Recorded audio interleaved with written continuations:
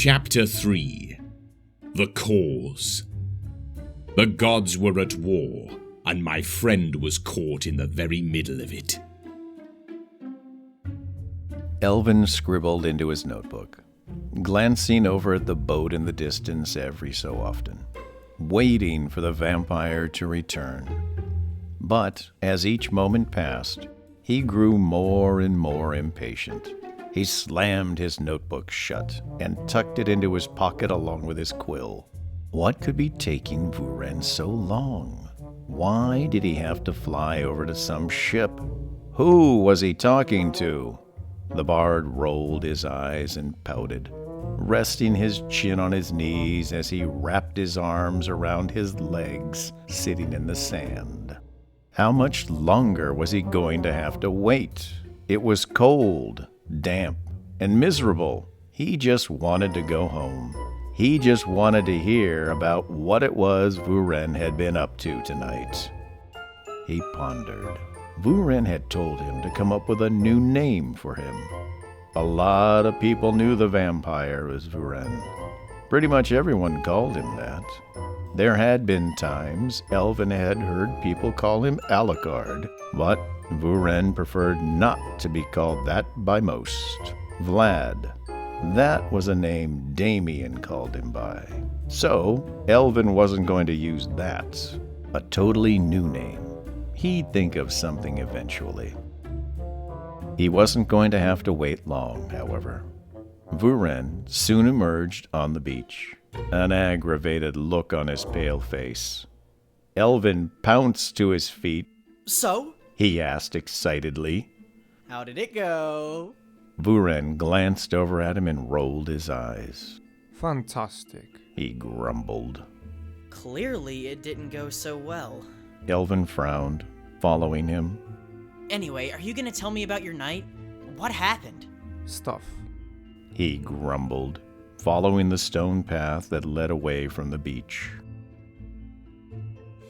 The bard pouted and stared ahead, following Vuren in silence as they approached a tall, black brick manor in the distance.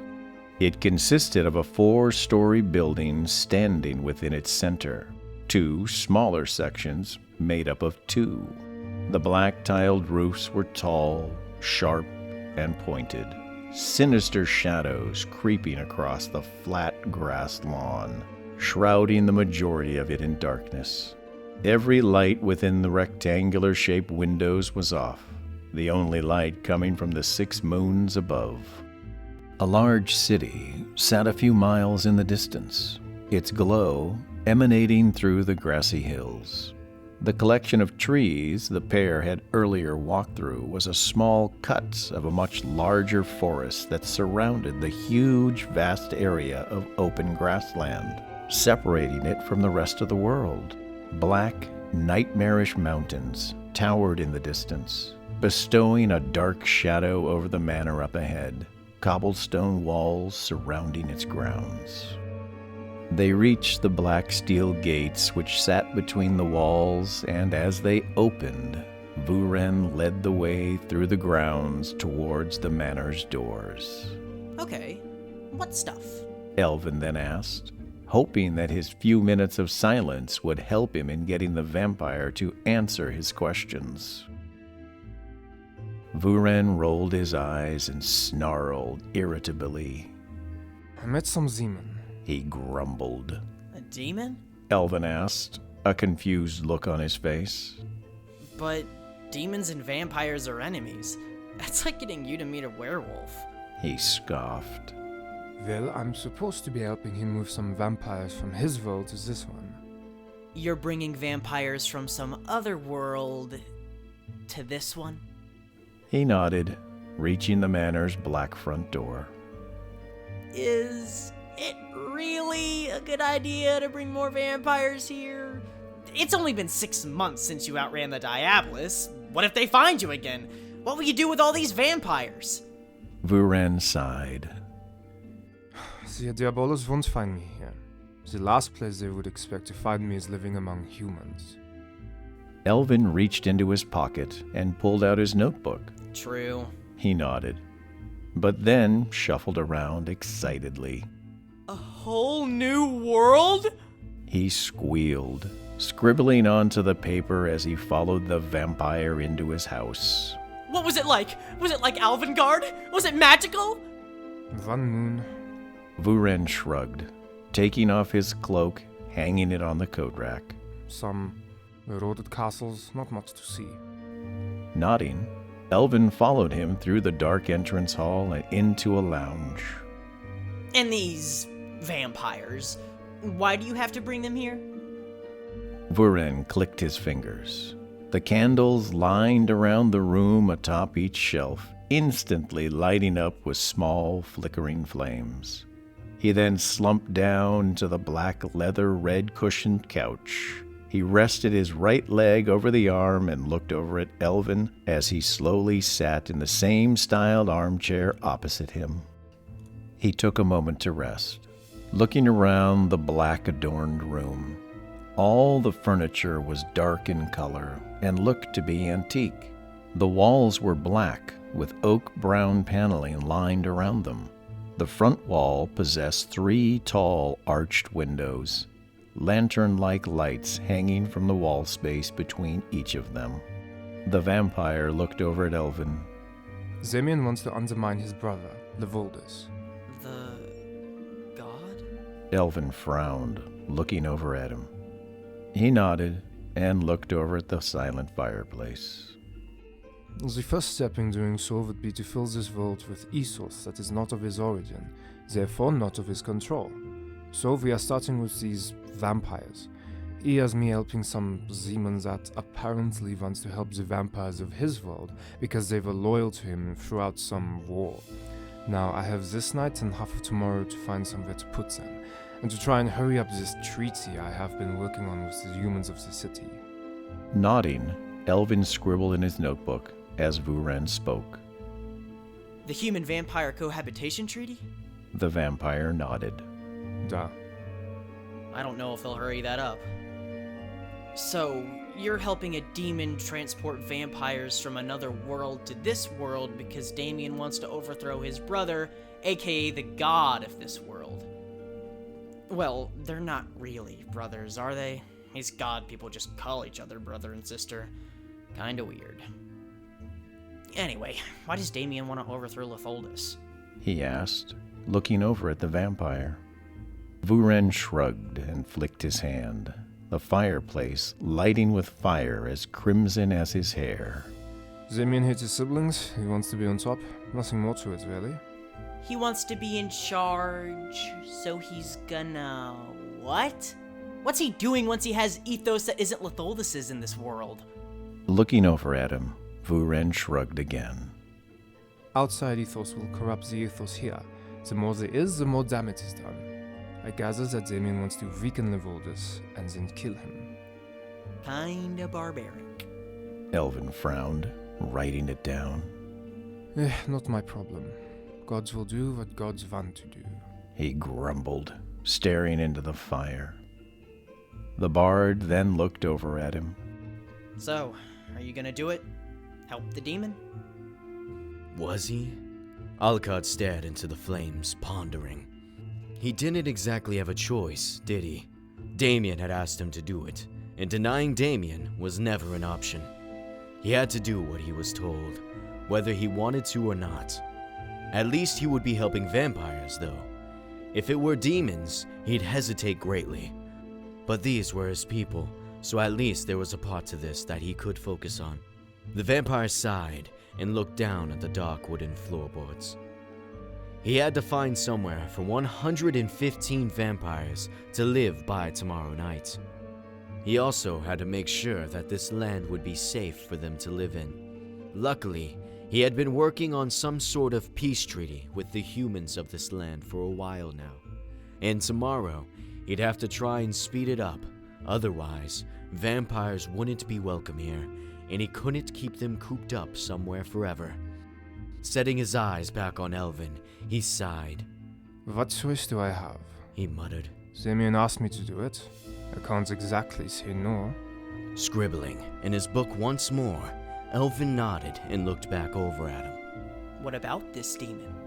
He, she, what was it like? Must you now? Well, yeah, I need all the details. How else am I supposed to write this book? Could this book possibly become a story of romance? A love triangle! Rolling his eyes, he glared back into the fire. Insufferable, stuck-up businessman type, suit, blazer wings. I think he had a tie. Perfect description. Elvin nodded excitingly, noting Alucard's words down. 'Twas a he, right? He asked, glancing over at Alucard. He nodded. Seems like Damien loves him. He grumbled. Elvin then stopped writing and looked over at Alucard. From what I've heard, I really don't think that creature of a man could ever love anyone. He probably just loves the fact that this demon guy does what he's told. He assumed. Da. Alucard mumbled. Okay, do you have a plan? Elvin asked, changing the subject. The vampire looked over at him. For what? The whole moving vampires from there to here thing? What is there to plan? Go there, bring some vampires here. Simple. Okay, but where will they live? You haven't gotten the treaty sorted yet with the humans in the city, so they can't exactly live there, can they? My castle, I guess. Writing it down, Elvin nodded. And the treaty? I'll try and sort that tomorrow.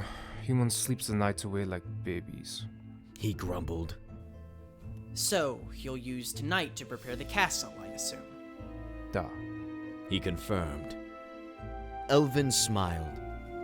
See? Why can't you be like this all the time? You only seem to answer me when I'm asking for the book. You really do believe in me, don't you? He grinned. Alucard rolled his eyes. The bard sighed and closed his notebook. Well, are you okay? He then asked, concern in his voice. Why would I not be? Alucard frowned, glancing over at him. The bard shrugged. I worry about you. You never really talk about how you feel, and you always look miserable when you get back from seeing Damien. Don't you have a home to get to? Alucard dismissed. Elvin frowned. Well, yeah, but don't you want me to help you tonight? I don't really have anything else to do. No. Alucard denied. Go home. The bard stood up inside. Will you let me get chased by wolves? Attacked by pirates? Walk me home. Please. He pleaded. The vampire looked over at him. No, no, and no. He scowled. Sergei's outside with his carriage. Tell him I told him to take you home. Mean. Elvin mumbled as he turned around, heading for the door. Where should I find you tomorrow? He asked, looking back over his shoulder at the vampire. The city outside the House of Commons. He instructed, looking over at him. Sighing, Elvin turned around and made his way over to the door. He then left, leaving Alucard on his own. As the bard left, Alucard looked back into the fire. Tonight hadn't exactly been what he had expected. He had been assuming that he was going to be seeing Damien alone. He should have known someone else would have been involved, though. Why would Damien get him to travel to a different world just to meet him? He was glad, however, that he hadn't been seeing Damien alone. The last thing he wanted was to be in that creature's presence on his lonesome. But the meeting had been somewhat humiliating. This new demon, Zalith, he clearly thought that Alucard was incompetent, that he couldn't do what Damien had asked of him. But Alucard was undoubtedly going to prove them both wrong. There had never been a time he had failed at a task, or at least that was how he felt. It wasn't how he was treated, however. Damien acted as though he never did anything right, and it made him question whether he really did or not. Then he scowled. Zalith had mentioned the cause. What was the cause? He hadn't been made aware of any cause, something that the demons seemed to be familiar with alongside Damien. Clearly, Alucard had been left out of something once again. Did he care though? Yes, he did. Damien made sure to always involve the vampire some way or another. So, why hadn't he been told what this cause was? He was soon to find out, however. Don't you have a job to do? Damien asked, glowering down at Alucard. Startled by his appearance, Alucard sat up straight and looked back over his shoulder. Vampires need moving, Damien said, standing behind him. As Alucard looked back at him, he made his way over and slumped down in the chair Elvin had been sitting in. and yet you sit around here like some useless fool. Not a surprise, though, he said, tapping his claws on the arm of the chair. Staring over at him, Alucard frowned cautiously. I will be starting tomorrow. I need time to prepare a place for them to stay. Nodding slowly, Damien glared at him. You still keep that human around. Why? He's my familiar. Alucard answered.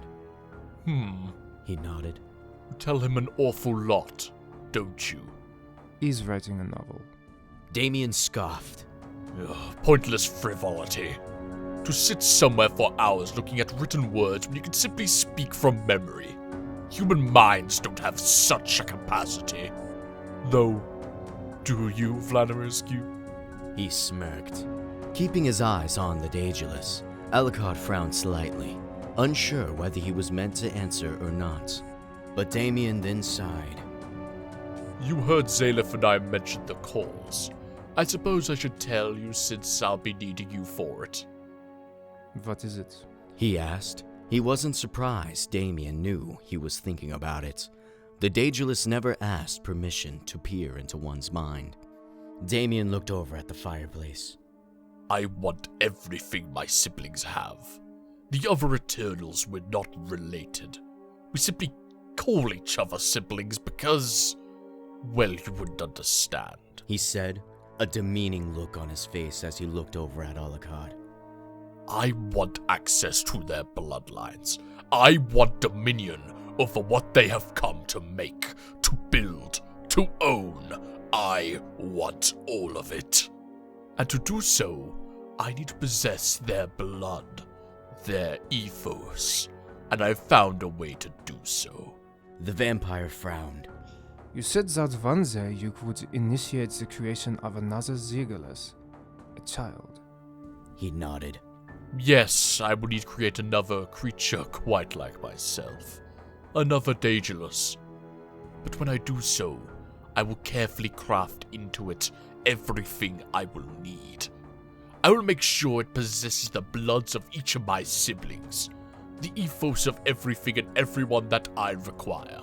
And then, when it has grown, I will simply absorb it, thus gaining everything it possesses, granting myself what I need. Why do you need me? I need 4 fathers. The Daedalus said. What? 4 males of each bloodline. Lucifer's, Lilith's, Ephriel's, and Eric's. You so happen to be Lucifer's son, so what better choice for Lucifer's bloodline? Yes, you are incompetent, insufferable, but I simply have no better choice. He explained. Zalef is of Lilith's bloodline. I am in search of an angel from Ephriel's bloodline. I have one in mind, and then one of Eric's. Once I have found them, we will all meet to discuss preparations. And I gather you need a mother too, for this child. Yes, Damien answered, looking over at him. I have a few in mind. Whilst you assist Zalef, I will be searching for a suitable mother. Do you have any more stupid questions? No.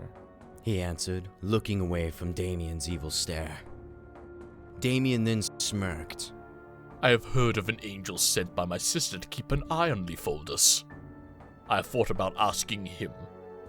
I will steal him from Ephriel, just as I have stolen you from my brother. Alucard glanced over at him. Now, get to work. I want those vampires in this world this time next year. Just as I said, if you falter, you'll suffer. As Damien stood up, a look of angst appeared on Alucard's face. I won't fail. he said. Good. The Daedalus smiled, placing his hand on Alucard's shoulder, digging his claws into it. The vampire scowled, keeping his eyes focused on the fire. Remember what I have taught you, Vladimir Askew. And don't let me down. Again. He warned, letting go of his shoulder. Then, as Damien left as silently as he arrived, Alucard stared a sullen stare, watching the flames within the fireplace. At least now, he knew what this cause was. The cause that Zalith had mentioned. Damien was planning to create another Daedalus. He wanted to give it the blood of all the other eternal gods, so that he may absorb it, thus absorbing the power he would give it. What was he going to do once he had access to the other Eternals' bloodlines? He knew that Damien wanted to kill Ethodus. That had to be why. He didn't want someone possessing that Eternals' bloodline. If there even were any people out there descendants from the Ethodus. But what were his plans for his other siblings? Did he want to kill them too? Or did he really just want access to their lineage? It wasn't really Alucard's problem, or his business. He had to do what he was told, and that was all he knew. He stood up and waved his hand. All of the flames within the fireplace withered. He made his way over to the door, irritably snatched his cape and left, setting out to begin preparations for the new task he had been given.